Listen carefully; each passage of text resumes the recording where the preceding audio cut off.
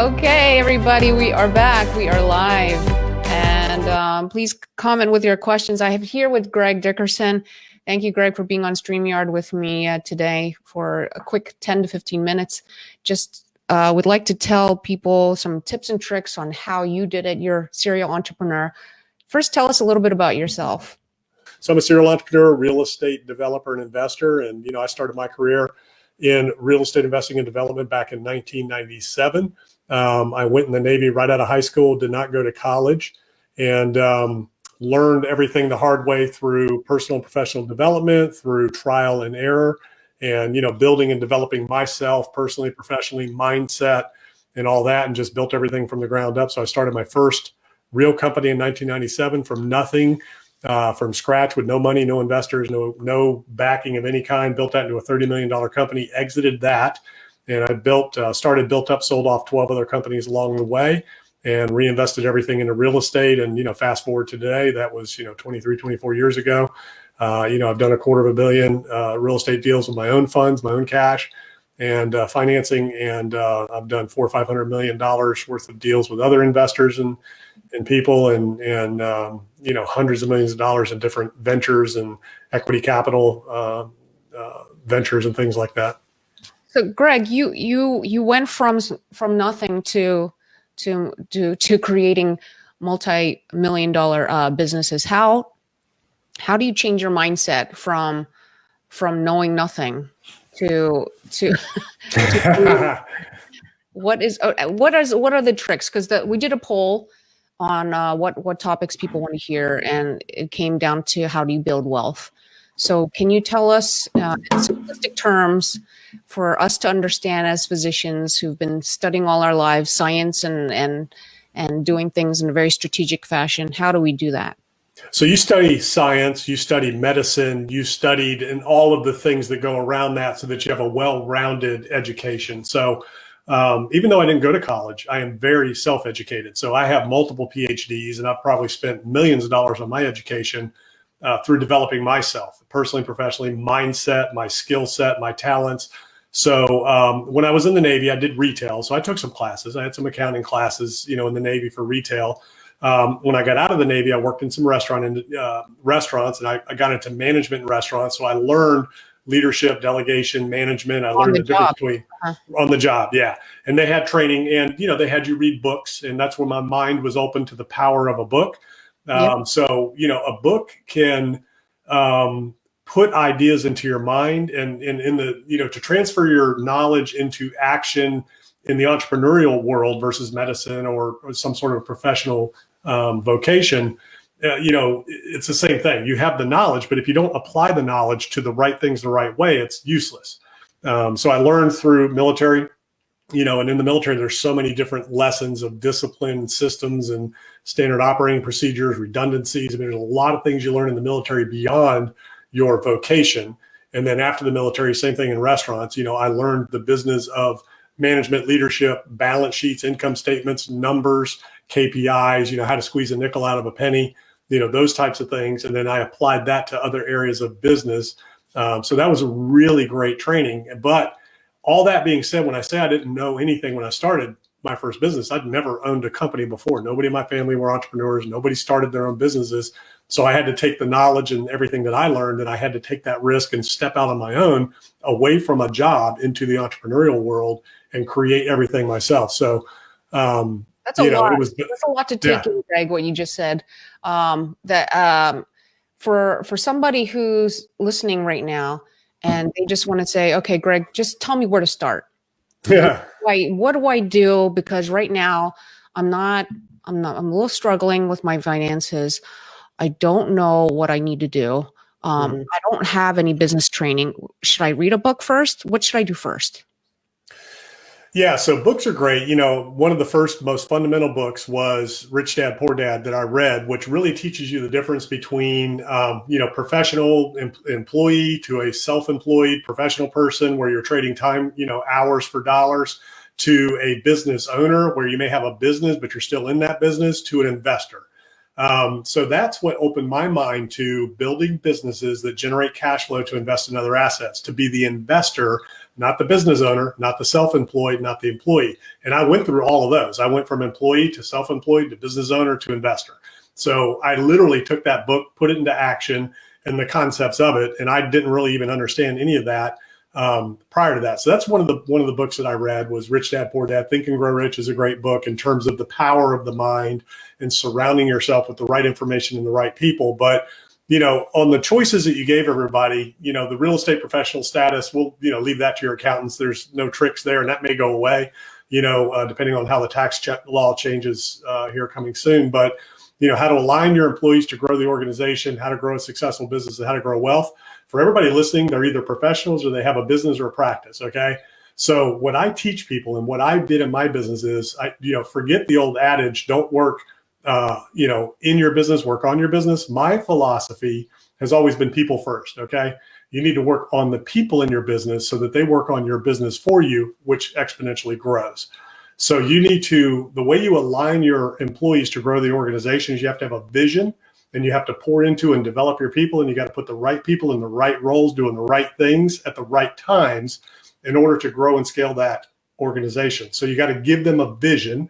You have to give them clear direction in no uncertain terms, exactly what's expected and when. You have to measure that performance and hold it accountable to the goal, provide great feedback on a regular basis, reward good performance, redirect poor performance. So that's how you align your employees to grow that organization. And then the way the business grows is through pouring into your people, empowering them, putting the right people, aces in places, the right seat, right butts in the right seats, and you empower them to grow that business for you. Work on the people in your business so that they grow the business for you. And then you take all of the excess cash flow from that business and other businesses and you reinvest. And that's how you grow and build your wealth. So that's basically the 3 steps. I like the way you laid that out, and you probably weren't even thinking that, but they all kind of work together. That's excellent. What if you're just, you don't even have a team yet? And I have a number of clients who are starting their own businesses now. And just to even get to that level caused a lot of fear, because we're so used to, as physicians, going through certain steps in order to get there. Like, I need to have everything, my ducks in a row. I need to make sure I have all this before I even start. What would you say to that entrepreneur who has this vision, has a lot of fear, and really, they have a family, they have bills to pay. Why the heck would they leave their job, that's paying the bills, to start something new? So you have to be in a position to do that. So, for me, I was young, my kids were young, so I was able to take that risk. So if you're looking at making that transition, number one, you need to look at yourself. Are you a leader, delegator, motivator? In order to become successful and grow and scale a business, you have to be willing and able to delegate. Some practices you can do that, some you can't. So number one, are you a leader, delegator, motivator? And if you're not, you have to get the training and the skills to become such. And that's my superpower. I'm a delegator. I have no trouble at all. Number one, checking my ego at the door, knowing that none of us are as smart as all of us, and that, I surround myself with people that are better and smarter than me to help me grow my company. So again, I brought people in that were better, smarter, more skilled than me to build the companies for me, build the businesses for me. So when I started building $1 million homes, I'd never built a house before in my life.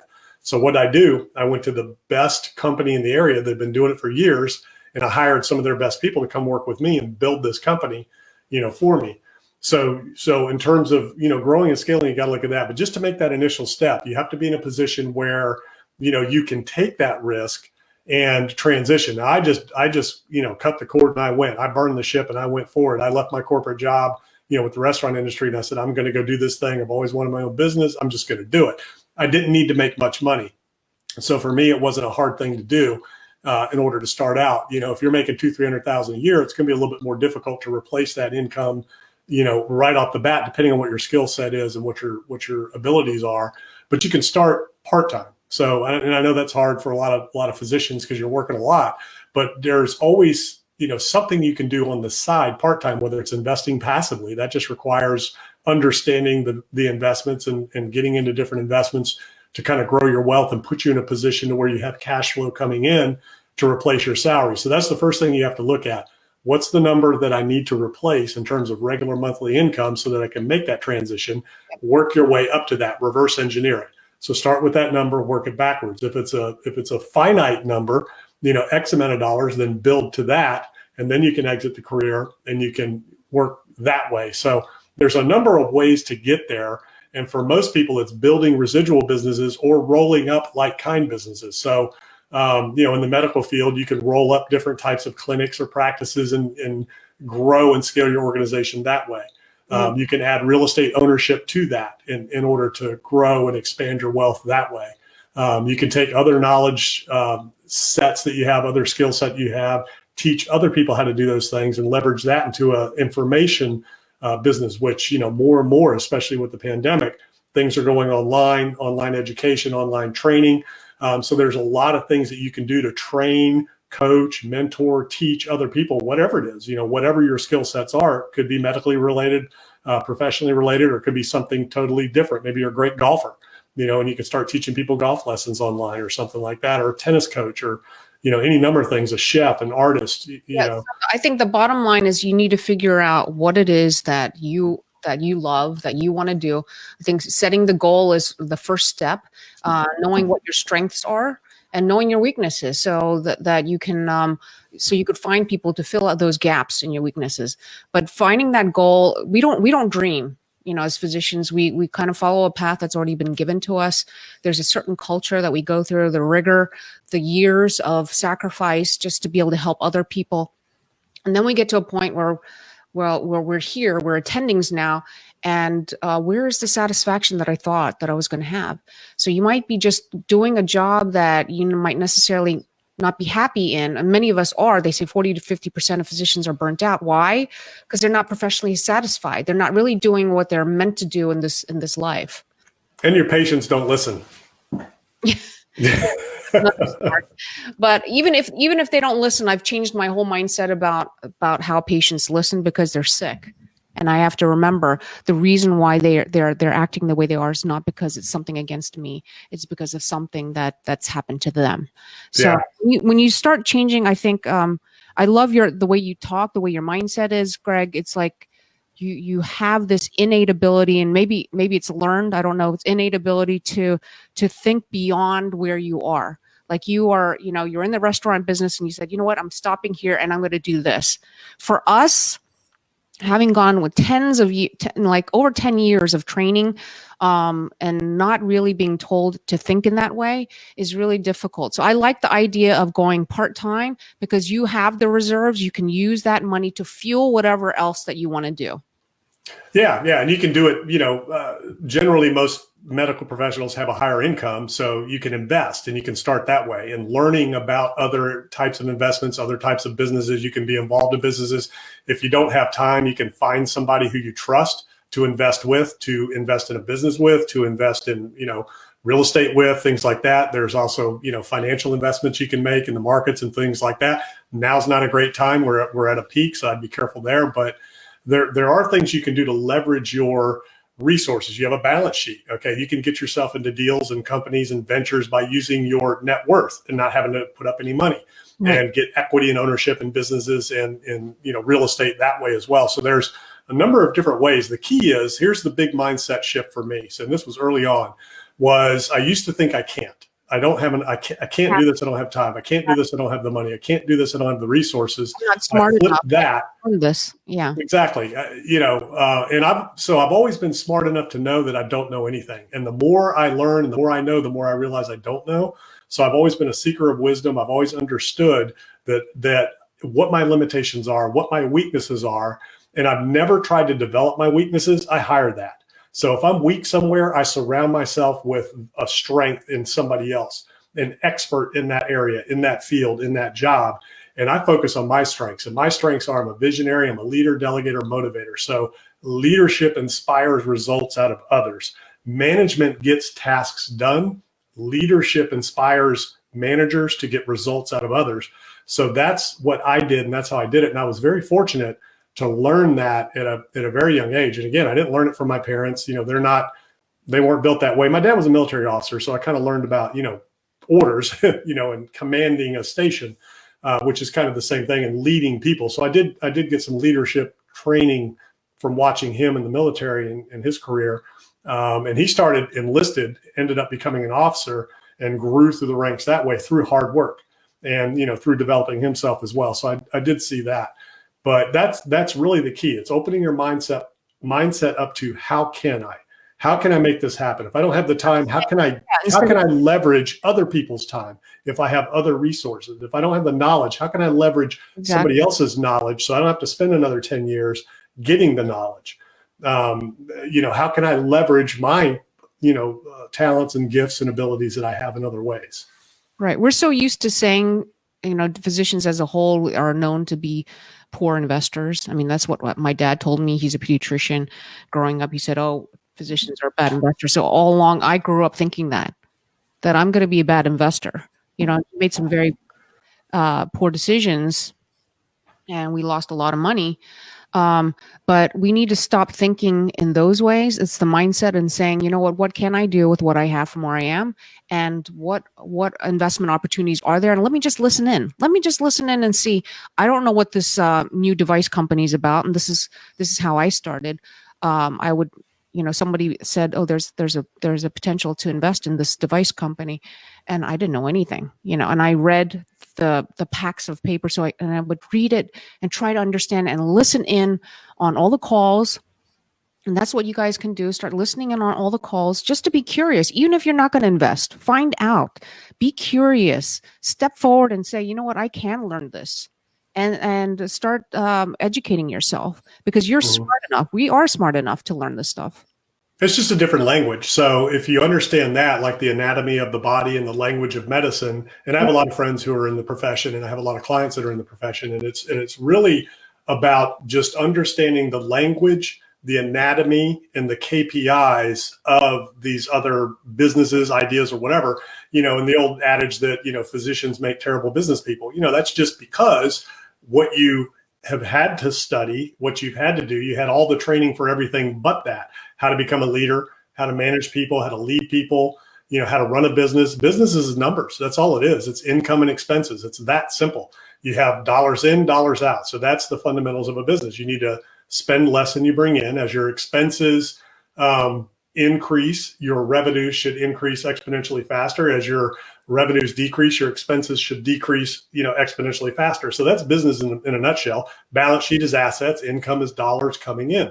So, that's how simple business is. In terms of leadership, that's the other thing. So physicians, I want you to hear this. Anybody who's listening, I want you to hear this. People who say, I'm not a great leader, I'm not good with people or whatever. You guys are servants. You went into this profession to serve others, to help others. Leadership is all about service first. It's all about serving others. So when I teach leadership, when I talk about leadership, what I learned very early on was I flipped that pyramid upside down. So usually the CEO, the leader is up here, everybody else below them, and they bark down from the top. I always flip that pyramid upside down. I'm at the bottom. It's up to me as the leader of that organization to give everybody everything they need, tools, training, systems, and support to be successful. But more importantly than anything else, absolute 100% clear direction, exactly what's expected and when, and then measure that performance and hold them accountable. And, the leader sets the pace of the pack. So the other thing is show them what good performance looks like. So if you're going to be the leader, you can't just talk it. You can't just speak it. You have to live it.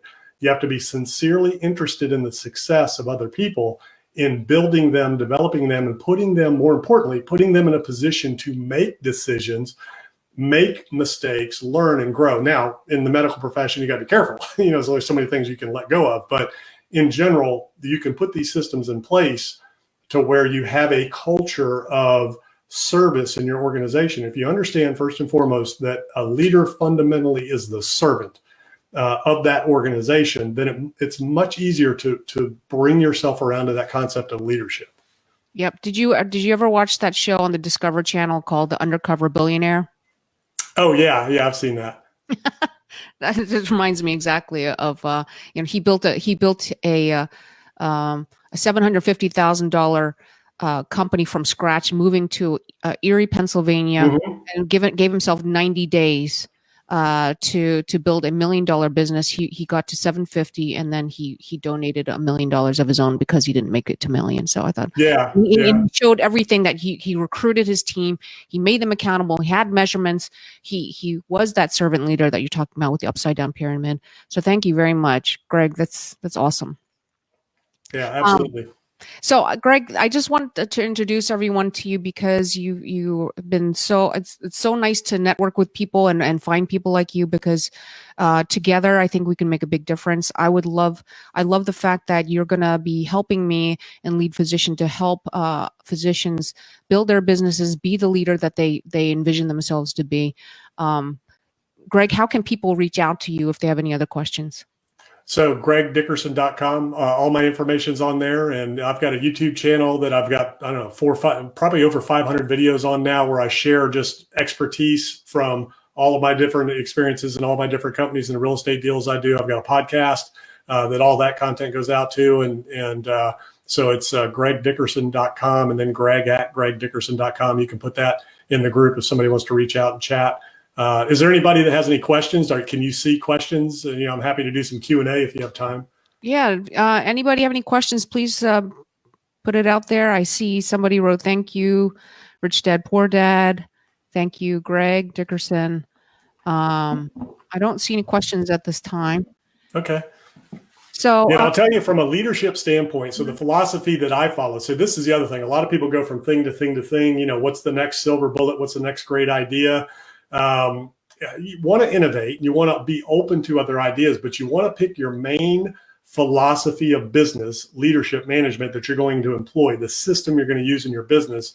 And for me, it was the 1 Minute Manager. So there's a series of books that were written years ago. It's the best management book out there. And it's all about people. It's about understanding that people are your most valuable resource. And it's about helping people feel good about themselves because they will produce better results, not in a manipulative way, but in a sincere way, coming from a point of service.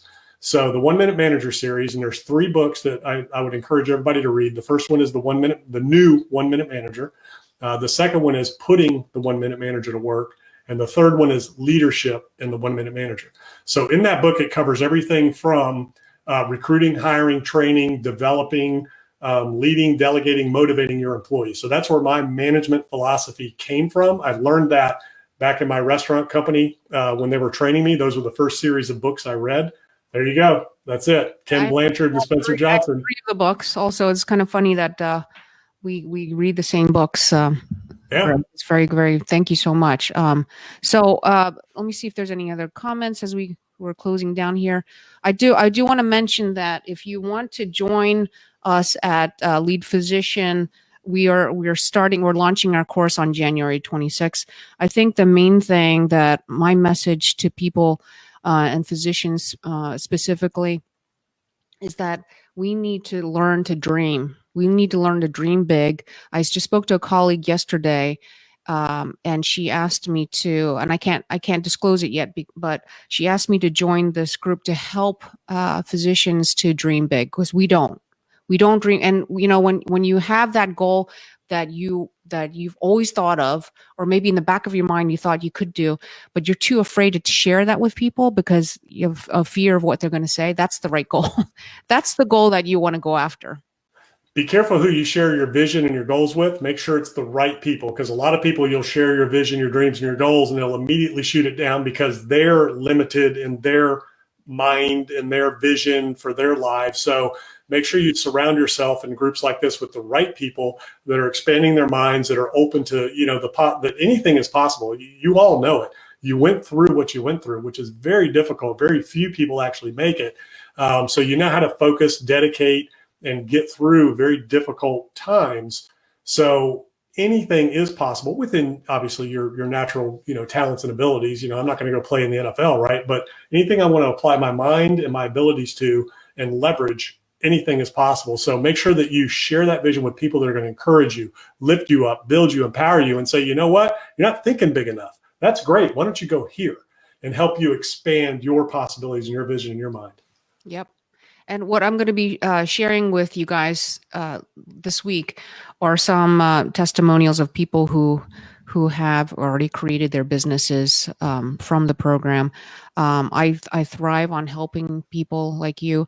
So please inquire, set up a call with me, set up a call with Greg.